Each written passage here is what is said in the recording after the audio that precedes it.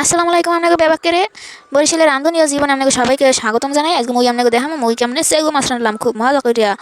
আলু এবং চেগু মাছের স্বাদ যে বরিশালে তারা অবশ্যই খাইয়ে দেখছেন, এর স্বাদ অসাধারণ অতুলনীয়। তো দেন প্রথমেই মই একালে চেউ মাছগুলো ধুইয়ে বাইসে গুছিয়ে একটা সুন্দর করে ফ্রেশ করে লাইছি। এরপর সেনি তুলমো এখন কুটমো। এই দেখেন কেমনে সুন্দর করে কুটে উটে ধুয়ে লাইছি, মাথাগুলো আলাদা খাইছি। এই দেন একালে সুন্দর কষলাইয়া খুঁজতে মুছতে নুন দিয়ে ভালো করে যেন গন্ধ না থাকে এমন করে ধুইতে হইবে। এরপর দিয়ে দিলাম নুন আর হলুদ, এদের মাখ একটু যারা ইজারে হাত লাগাই নেই এমনি মেখে লাইলাম। এরপর সরাসরি গেলাম চুলের মধ্যে।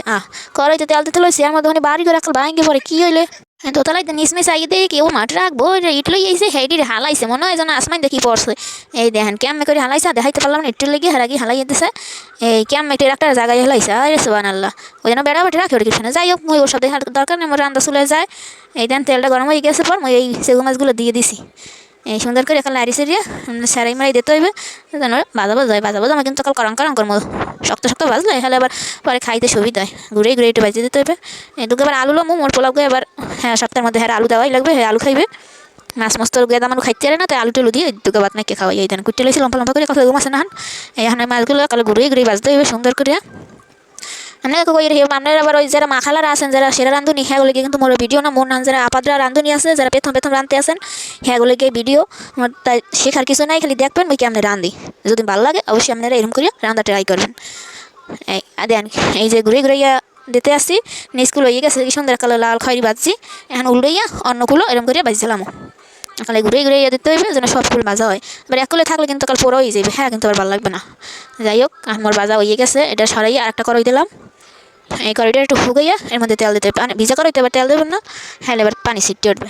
তেলটা গরম হয়ে গেলে এর মধ্যে বাটা মশলা এই দিয়ে দিলাম, সব ধরনের বাটা মশলা ব্যবহার করি, খাইতে স্বাদ হয়, জল একটু গুনো গুনো হয়। মশলাটা একটু কষাইতে হবে, এখানে ভালো করে একটু কষাইয়া এখানে তেল সারবে সারবে এখানে একটু পানি দিয়ে দেবো। পানিটা দিয়ে এরপর আদা আর রসুন বাটা এই দিয়ে দিলাম।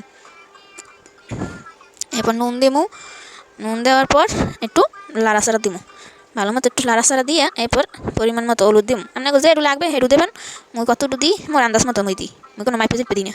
মানে আলুটা দিয়া হেঁটে একটু কষাম, মাছ তো ভাজাই আছে, আলু তো কাঁচা, এটা যদি একটু কষাই তা আলুটার মধ্যে একটু স্বাদ ঢুকবে না।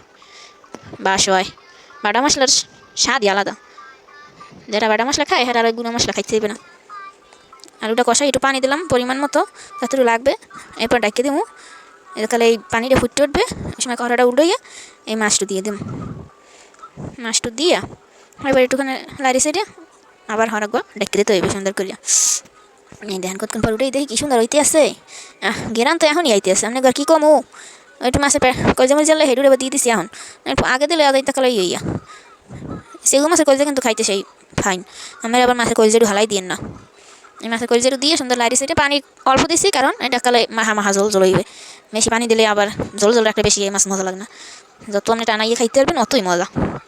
এই টাকাল ভালো মতো একটু লাড়ি সাইডে এই দেখেন প্রায় হয়ে যাইস, এই একটুখানে লাড়াচাড়া লাগবে। এই